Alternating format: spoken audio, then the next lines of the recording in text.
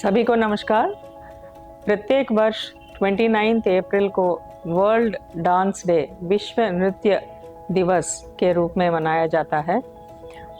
ये इसलिए मनाया जाता है कि एक फ्रेंच आर्टिस्ट है जॉन जॉर्ज नोब्रे, उनके यादगार में ये मनाया जाता है और ये इनको कहा जाता है कि मॉडर्न बैले के पितामह। तो उस अवसर पर, और उनका बर्थ एनिवर्सरी भी है, उस अवसर पर इसको प्रत्येक वर्ष मनाया जाता है। तो हमारे देश में अगर हम देखेंगे तो नाट्य शास्त्र एक ऐसा नाट्य शास्त्र ही एक एनसाइक्लोपीडिया है नृत्य के ऊपर और ड्रामेटिक्स के ऊपर और नाट्य से संबंधित सभी विषयों के ऊपर, चाहे वो म्यूज़िक हो, इंस्ट्रूमेंट्स हो। इतना तक ही नाट्य शास्त्र में ये लिखा गया है कि स्टेज कैसे बनाना चाहिए और आर्टिस्ट को कैसे मेकअप करना चाहिए, उसमें कितने तरह के इंस्ट्रूमेंट्स लगते हैं, प्रत्येक विषय पर नाट्य शास्त्र में बताया गया है। और हमारे देश के लिए, इंडियन कल्चर एंड लेगेसी के लिए नाट्य शास्त्र ही एक एनसाइक्लोपीडिक ट्रेटिस है, ऐसा हम लोग मान सकते हैं। और ये भी जानकर आपको आश्चर्य होगा, नाट्य शास्त्र का कोई भी डेट नहीं है अभी तक, कौन कब लिखा ये पता ही नहीं है। नाट्य शास्त्र में ऐसा लिखा गया है कि स्वयं ब्रह्मन ने इस नाट्य शास्त्र को भरत मुनि को सौंपा था और भरत मुनि के पुत्रों के द्वारा नाट्य शास्त्र को प्रोपगेट किया गया था। तो एक तरह से हम ये कह सकते हैं कि भरत मुनि ने ही इसको, नाट्य शास्त्र को, इस दुनिया को परिचय कराया और उन्होंने ये लिखा है। बहुत शुभकामनाएं भी देना चाहूँगी और उसके साथ साथ हम सभी के लिए, सभी भारतीयों के लिए ये बहुत गर्व की भी बात है कि भगवद गीता को और नाट्य शास्त्र को यूनेस्को के मेमोरी ऑफ वर्ल्ड रजिस्टर में अंकित किया गया है। तो एक बहुत बड़ा गौरव का विषय है। यूनेस्को में अभी तक भारत से 14 ऐसे ग्रंथ है, 14 ऐसे विषय है जिसको इन्होंने मेमोरी ऑफ वर्ल्ड रजिस्टर में दाखिला किया है। ये एक बहुत बड़ा अचीवमेंट है हम सभी के लिए। तो मैं ये कहना चाहूँगी कि हमारे देश में भी नाट्य शास्त्र का पितामह भरत मुनि है, तो उनके नाम से भी हम लोग कोई प्रत्येक दिन चुन के पूरा नाट्य के प्रति, ड्रामेटिक्स के प्रति भी एक सेलिब्रेशन होना चाहिए।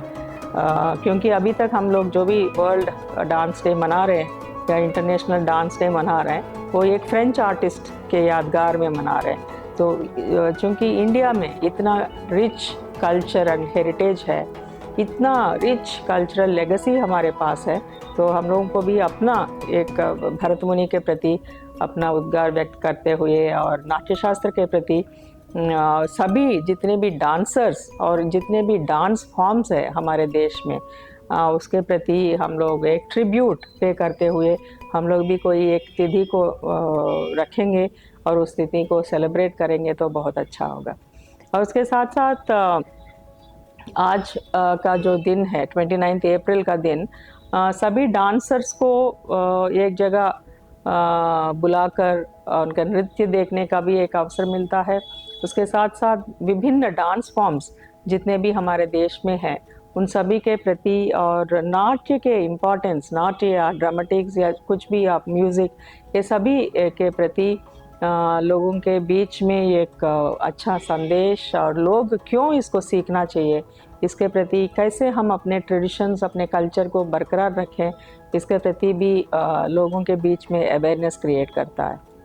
भरतनाट्यम मुझे बचपन से ही बहुत पसंद रहा है और क्योंकि मैं आंध्र प्रदेश से हूँ, तो आंध्रा का अपना नृत्य शैली है, उसको कुचिपुड़ी कहते हैं।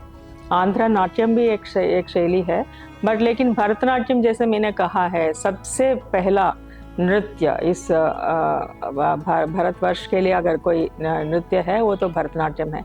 उसके बाद ही भरतनाट्यम से ही निकल करके अन्य नृत्य विधाएं डेवलप हुआ है।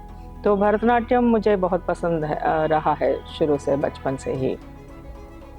और मैं ये भी बता दूं कि चाहे कथक हो नॉर्थ में, और ओडिशा में ओडिसी हो, या केरला में मोहिनी आट्टम हो, और आपका कथकली हो, कर्नाटका में यक्षगानम हो, तो इस तरह के बहुत सारे जो नृत्य विधियां हैं वो सारा भरतनाट्यम से ही कहीं ना कहीं प्रेरणा लेके फिर उसको बनाए गए थे। विभिन्न मुनि जो है, या जो अन्य इसमें जो पारंगत हैं, वे उन लोगों के द्वारा ये बनाया गया है। नहीं, भरतनाट्यम तो जैसा मैंने कहा है कि बचपन से मुझे पसंदीदा विषय रहा है। तो मैं क्योंकि पढ़ने में भी बहुत अच्छी थी, तो मुझे मैंने काफ़ी डिग्रीज भी हासिल की, काफ़ी अच्छा मेरा स्कोर्स रहता था स्कूल्स में, कॉलेजेस में, तो मैं फिर पढ़ने में उधर ज़्यादा टाइम दिया। बट डांस जो है हमेशा एक हॉबी के रूप में रहा है। तो मैं बचपन में बहुत सारे जो ऐसे तेलुगु मूवीज़ थे जिसमें नृत्य और संगीत प्राधान्य मूवीज़ हुआ करते थे, तो उसको मैं जब भी देखती थी मेरे बचपन में, तो मुझे बहुत उसके प्रति रुझान होता था कि मुझे भी सीखना है, मुझे भी करना है। तो मुझे इंटरेस्ट तो बहुत शुरू से रहा है। अभी बहुत अच्छा हो रहा है बिहार में भी।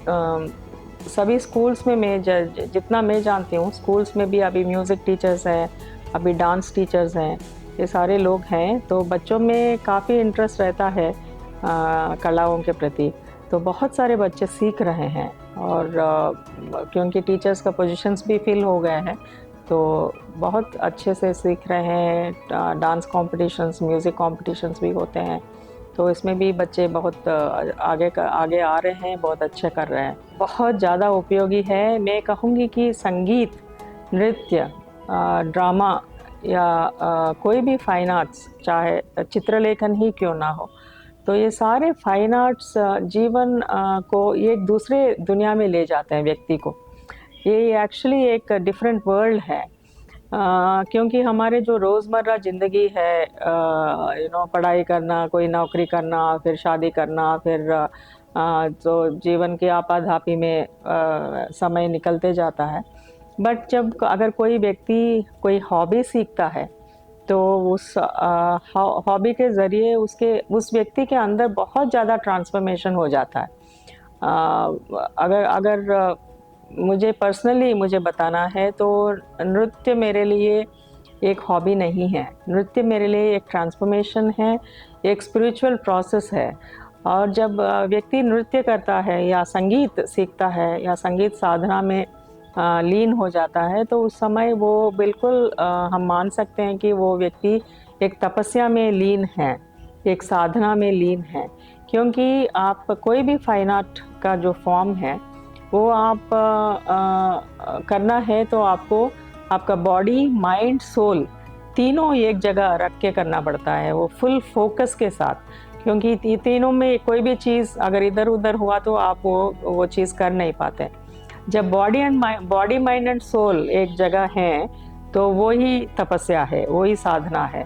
तो मनुष्य को एक दूसरे लेवल में ले जाता है। ये मुझे लगता है ये बिल्कुल एक भगवान को पहुंचने के लिए एक रास्ता है।